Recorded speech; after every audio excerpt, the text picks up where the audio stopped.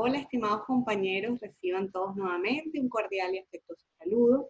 Hoy nos encontramos en nuestra segunda videoclase correspondiente a la asignatura Repositorios Institucionales con Innovación Educativa. En este caso, por fines instruccionales, hemos definido o decidido fusionar dos módulos, el módulo 2 junto al módulo 3, como se ha venido mencionando. Para esta videoclase vamos a abordar los elementos referidos a la planificación, organización e implementación de un repositorio institucional de acceso abierto. ¿Por qué se fusionan los módulos? ¿Por qué? Porque este proceso de planificación no puede estar disgregado. Cuando nosotros diseñamos un repositorio institucional, todas y cada una de sus fases deben estar integradas como un todo, de manera tal de que una interviene en el desarrollo de la otra. Entonces, luego de haber conceptualizado y haber definido un concepto propio referido a repositorio institucional, haber analizado cuál es la importancia desde el punto de vista académico como medio de difusión, de gestión del conocimiento y de innovación educativa, pues nos corresponde ahora ver cuáles son esos pasos para diseñar un repositorio institucional. Con esta videoclase no pretendo que seamos expertos en el desarrollo de un repositorio institucional. Lo que quiero es que tengamos las bases fundamentales para el momento en que nos corresponda diseñar un proyecto de este tipo y que tengamos claro cuáles son las fases y los elementos para el desarrollo del mismo. Entonces, ¿qué es lo primero que tenemos que hacer? ¿Cómo empezar cuando ya tenemos esa idea o esa inquietud sobre la importancia que tendría el desarrollo de un proyecto de repositorio institucional dentro de nuestro ámbito laboral, dentro de nuestro ámbito académico? Pues lo primero que tenemos que hacer es un plan. ¿Qué es un plan? Pues esa estructura que nos lleva paso a paso a desarrollar una idea. Recuerden que las ideas crecen, como les dije, paso a paso. Y para nosotros desarrollar un modelo de servicio, nuestro modelo de servicio, cuando tenemos la inquietud de planificar un repositorio institucional, pues lo primero que tenemos es que plantearnos diferentes interrogantes. La primera es, ¿quiénes serán nuestros usuarios clave? ¿Será un repositorio institucional diseñado para estudiantes? ¿Será un repositorio institucional diseñado para docentes? ¿Estará implementado dentro de una cátedra? ¿Va a responder a una línea de investigación? ¿Va a estar diseñado para una comunidad científica particular de nuestro campo laboral? Entonces, en función de estos usuarios claves, ya nosotros vamos a poder definir todas y cada una o vamos a poder direccionar la respuesta de nuestros interrogantes en función, pues, básicamente a lo que hayamos definido como usuarios. Seguidamente, tenemos que analizar o indagar cuál será el impacto desde el punto de vista cuantitativo y cualitativo que tendría esta iniciativa. Recuerden que cuando hablamos de impacto es de qué manera vamos a incidir sobre una población en específica. Si estamos hablando de un impacto desde el punto de vista cuantitativo, ¿a cuántas personas vamos a favorecer con nuestro servicio? ¿A cuántos estudiantes? ¿A cuántos investigadores? ¿A cuántos docentes? Y si estos están integrados, porque nuestro repositorio, en función a esa definición de usuarios clave, va destinada a diferentes usuarios, entonces ¿a cuánta población en general vamos a favorecer con el desarrollo de este proyecto? Desde el punto de vista cualitativo, pues, de qué manera vamos a favorecer a nuestra institución, la vamos a hacer más visible, vamos a tener un espacio donde se respaldan y preservan esas producciones académicas, intelectuales que se generan dentro de ese ámbito. A su vez, tenemos que respondernos qué servicios va a ofrecer este espacio a nuestro usuario. Va a ser únicamente un banco de contenidos donde únicamente se van a poder depositar allí las producciones, o los usuarios van a poder visitarlos, van a poder utilizarlos, reutilizarlos, compartirlos, difundirlos. Todos estos elementos o todos estos interrogantes nos van a permitir, pues, desarrollar ese modelo de servicio particular de nuestro repositorio. Seguidamente tenemos que pensar quiénes conformarán nuestro equipo de trabajo. Cuando hacemos un proyecto de esta envergadura, pues tenemos que pensar que sí, debe haber un líder que desarrolle la idea, que ejecute este proyecto, pero esto debe ir de la mano junto con otras personas. Debe estar presente un bibliotecólogo, debe estar presente un desarrollador web, debe estar presente un programador. ¿Por qué? Porque, bueno, si una persona conseguimos todo maravilloso, pero generalmente la óptica de diferentes personas responsables, pues hacen del proyecto algo muchísimo más valioso. En función a este equipo, pues bueno, vamos a ver cuáles serán las responsabilidades que se debe cumplir.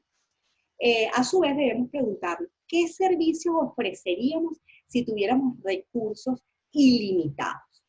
Luego que pensemos en todo ese ideario, en toda esa lluvia de ideas que se generan entre los participantes del proyecto, que muchas veces pues son soñadoras, pues entonces ahora sí, pensemos, ya tenemos una idea general que muchas veces pues puede que se nos escape de las manos, pero ahora bien, vamos a pisar tierra y vamos a ver qué servicios puedo ofrecer en función a los recursos particulares de nuestra institución.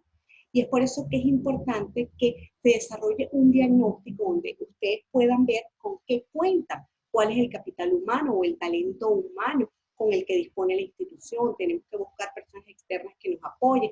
¿Cuánto desde el punto de vista económico esto incide o repercute sobre el desarrollo del proyecto? ¿Cuál es la plataforma tecnológica que tiene nuestra institución? ¿Soporta este desarrollo? En función a esto, nosotros podemos ver cuáles son los servicios que verdaderamente vamos a poder ofrecer y esto le va a dar pues, factibilidad al proyecto.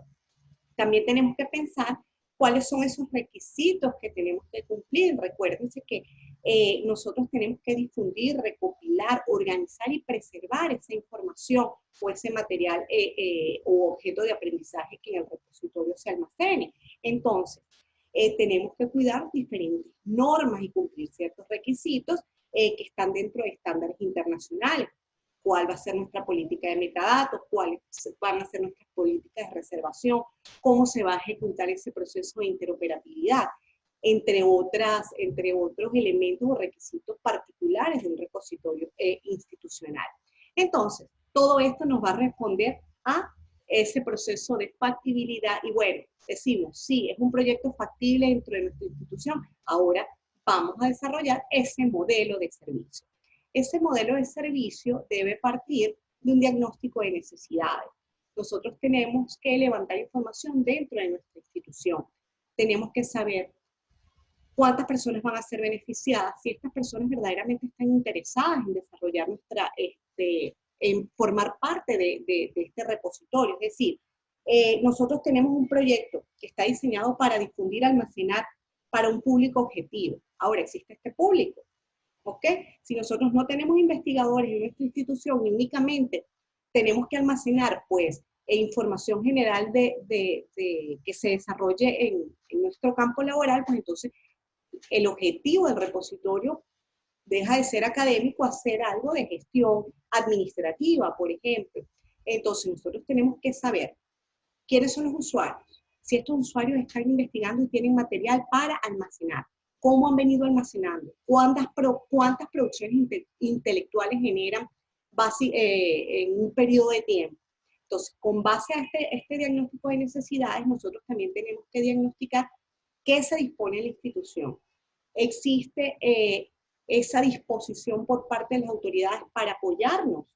Existe a su vez una plataforma tecnológica que soporte esto, tenemos el capital humano o el talento humano para hacerlo. Entonces, con base a todo esto, y ya nosotros definimos si existe una necesidad educativa, existe una necesidad de almacenar información, de preservar información y que esta información sea reutilizada y pueda ser difundida. Entonces, sí, partimos a generar cuál va a ser la misión de nuestro servicio. El manual LEADERS 2, que está disponible dentro de los recursos educativos básicos, nos presenta unas plantillas bastante didácticas que nos van llevando de la mano para construir todos estos elementos. Entonces, ¿cuál va a ser nuestra misión? Será nuestra misión aumentar el alcance de las investigaciones académicas. ¿Será nuestra misión aumentar la visibilidad o el prestigio de la institución? ¿Será nuestra misión guardar los registros institucionales? ¿Será albergar colecciones digitalizadas o será un conjunto o el conjunto de varias de estos ítems que están acá? Estos ítems, por supuesto, pueden haber muchos otros, nos van a permitir a nosotros, pues, centralizar nuestra idea y definir cuál es la misión de nuestro servicio. Seguidamente, tenemos que pensar qué tipos de materiales van a estar incorporados dentro de nuestro repositorio. Será información que va a estar publicada previo a una revisión por parte de los pares. Esto quiere decir que va a haber un proceso de arbitraje. Será información preprint, serán bases de datos, serán tesis, actas, revistas electrónicas. Todo esto nos va a demarcar cuál va a ser ese diseño general de nuestro repositorio. También tenemos que pensar cuáles son nuestros principales usuarios, si es profesorado, si es únicamente el personal de la biblioteca, si van a ser estudiantes, si van a haber investigadores externos e internos.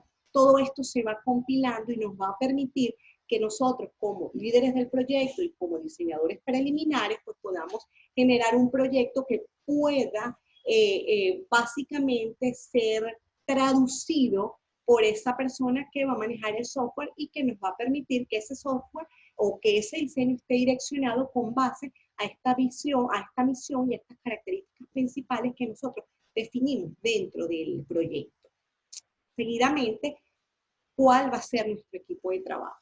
Cuando yo pienso en equipo de trabajo, yo siempre pienso en una estructura por procesos, donde todos tenemos iguales responsabilidades, donde todos tenemos igual entusiasmo, ahínco, dedicación. Generalmente nunca pienso en esas estructuras verticales y por eso les muestro esta integración. Esto es un modelo, no es estricto, cada quien tiene un equipo de trabajo en función de sus necesidades particulares, pero siempre tenemos que tener pues, un líder, tenemos que tener una persona que haga ese proceso de exploración, diagnóstico y por supuesto que genere la promoción y difusión del contenido. Por tanto, siempre me gusta tener dentro de este equipo a un manejador de contenido que visualice, que dé esas estrategias básicas para que nuestro contenido pueda ser desarrollado de forma correcta. También me parece interesante tener un proceso denominado soluciones de innovación educativas. Este personal o este líder de este proyecto se va a encargar, bueno, nuestra solución para almacenar la información de la institución es a través de un repositorio institucional. Para ello, siempre es interesante tener un diseñador instruccional. Yo después que conocí a los diseñadores instruccionales, siento que ellos son fundamentales. ¿Por qué? Porque de una manera bien estructurada, ellos diseñan cómo desde el punto de vista didáctico se alcanza un objetivo. Entonces, es fundamental tener un diseñador instruccional que vea cómo se desarrollan los materiales. También es importante tener un especialista por área académica. Si usted va a colocar contenidos del área de biología, por ejemplo, entonces usted tiene que tener especialistas en esta área de biología que sea quien haga la revisión, el proceso de arbitraje, y esto por supuesto puede ir acompañado de un especialista de contenido. ¿Por qué? Porque este especialista de contenido va a ir a ese punto en particular. Si es un caso de biología, ok, usted tiene especialista por área académica, pero ese especialista por área académica probablemente no se especialice en el área de fotosíntesis, por poner un ejemplo. Entonces usted busca un especialista de contenido que haga ese arbitraje o que haga esa evaluación, revisión de ese material para que sea incorporado dentro del repositorio. También tenemos que tener un especialista en el manejo de bibliotecas, cómo organizar, cómo codificar, cómo estructurar y compilar dentro de comunidades, dentro de colecciones, todas y cada una de las investigaciones y propuestas o material que va a ser incorporado dentro del repositorio. También es importante tener un especialista en redacción y estilo. ¿Para qué? Para que corrija, evalúe todos y cada uno de los textos y que este texto tenga una coherencia lógica dentro de su estructura. En el otro proceso tengo pues el líder en sistemas web, el cual debe tener un programador, un analista de sistemas, un diseñador web, que maneje los software utilizados para trabajar un repositorio institucional. Nuestra intencionalidad acá no es que manejemos Fedora, no es que manejemos Print. La idea es que tengamos unas nociones esenciales y que luego de que sepamos cómo estructurar un proyecto, pues bueno, buscamos a esa persona especialista que nos va a ir llevando de la mano para hacer realidad esto que nosotros tenemos escrito. Entonces es fundamental estas personas dentro de nuestro equipo de trabajo. También, por supuesto, fundamental, importantísimo, una persona que maneje el área de asesoría legal, derecho a autor, propiedad intelectual, en normas de preservación de datos. ¿Por qué? Porque recuerden que un repositorio de contenido, aun cuando es de acceso abierto, debe respetar todos y cada uno de los señalamientos que existen sobre propiedad intelectual y derecho de autor. Seguimos. Ahora bien, ya tenemos definido nuestro equipo de trabajo, nos toca escribir. Vamos a escribir, esto es algo consensuado con las autoridades de nuestra institución, cuáles son las políticas para el desarrollo de contenido. Por ejemplo, la Universidad de Panamá, dentro de su repositorio, propone que para poder colocar un contenido dentro de su repositorio, debe haber pasado por un proceso de revisión y aprobación, deben ser editados y publicados en el ámbito de la universidad, deben ser generados por docentes e investigadores de la universidad, deben presentar un valor histórico y cultural que amerite su preservación. Entonces, estos son algunos ejemplos, nosotros podemos poner muchos otros en función a nuestro contexto y a nuestra realidad. Por supuesto, ¿cuáles van a ser nuestras políticas de acceso? ¿Qué va a ser un acceso abierto? ¿Cuáles van a ser nuestras políticas sobre derecho de autor? ¿Cómo vamos a manejar esa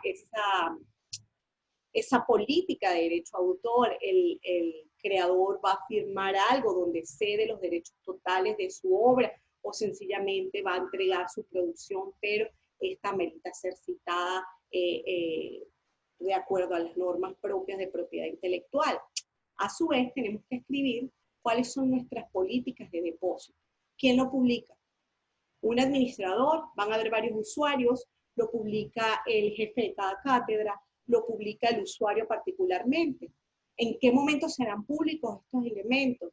Recuerden que hay algunas revistas y algunos repositorios que tienen políticas de embargo, donde colocan únicamente un extracto de la investigación y en un tiempo prudencial la colocan completa. Entonces, estos son elementos que lo defines tú como institución, por supuesto, avalados por los estándares internacionales y las políticas internacionales y las declaraciones que hemos venido estudiando a lo largo del desarrollo de esta asignatura. Seguidamente tenemos que escribir cuáles son o definir cuáles son nuestras políticas de preservación digital. Igualmente la Universidad de Panamá señala que ellos particularmente para sus repositorios tienen un backup periódico. ¿Ok? Tienen una vigilancia y conversión de la conversión de formatos de archivos. Existe una actualización permanente del software que sustenta ese repositorio. Ellos garantizan eso. Tienen uso de identificadores persistentes para asegurar a través del link que esos repositorios están activos, están siendo preservados correctamente y están siendo públicos en el tiempo real. Entonces, definidas estas políticas, vamos a ver cuáles son las estrategias para el desarrollo ya de nuestro proyecto. Lo primero que tenemos que hacer ya después de tener ese proyecto en papel, ese proyecto macro, bueno, vamos a definir cuál va a ser la plataforma tecnológica que va a sustentar nuestro proyecto. La plataforma pueden tener diferentes, o los programas o software pueden tener diferentes características. Pueden servir para almacenar documentos, debe permitir ingresar descriptores, debe asegurar el contenido, por supuesto permitir el depósito, publicación, revisión, preservación, búsqueda, etcétera. ¿Ok? Estos son algunos requisitos que se recomiendan al momento de seleccionar una plataforma tecnológica. Desde el punto de vista técnico, pues bueno, ese programa que usted elija debe permitir el almacenamiento de esos objetos digitales, debe permitir el proceso de administración a través de bases de datos, debe tener un esquema de metadatos. Generalmente estos software ya vienen estandarizados, algunos trabajan con Dublin Core, que es un esquema para el desarrollo de metadatos, que yo les pongo dentro de los recursos educativos complementarios, con unas nociones básicas para que tengan una idea de cómo es desde el punto de vista teórico el manejo de Dublin Core.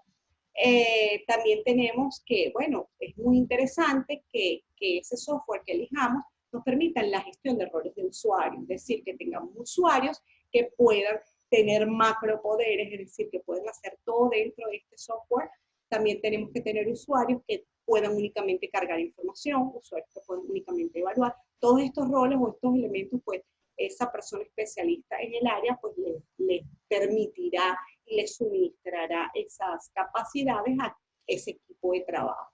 Y por supuesto que nos permita generar estadísticas, ver cuántas investigaciones se han publicado, cuál es la tipología, dentro de qué comunidad están organizadas, dentro de qué colecciones están definidas, entre otros. Hay diferentes software, está DSpace, está Fedora, está Prince, que son software para repositorios educativos que están en código libre de acceso abierto, entonces son bastante accesibles, pueden ser utilizados sin tener ninguna condición privativa y básicamente estos son los que han venido utilizando diferentes instituciones educativas y su funcionamiento ha sido verdaderamente interesante y lo podemos ver al visitar diferentes repositorios, que es la actividad que tenemos que realizar en este módulo. Entonces, ya con este preámbulo referido a la temática y que está ampliada dentro de los recursos educativos básicos, dentro de los recursos educativos complementarios, pues, ¿qué vamos a hacer? Luego que tenemos desarrollado todo esto, nosotros tenemos que hacer visible nuestra idea.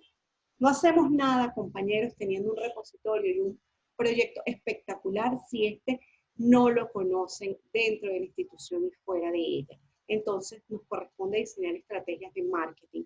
Hoy en día tenemos muchos elementos que van desde el uso de redes sociales, el uso de medios de difusión, donde podemos dar a conocer nuestro repositorio. Pero el boca a boca no se pierde.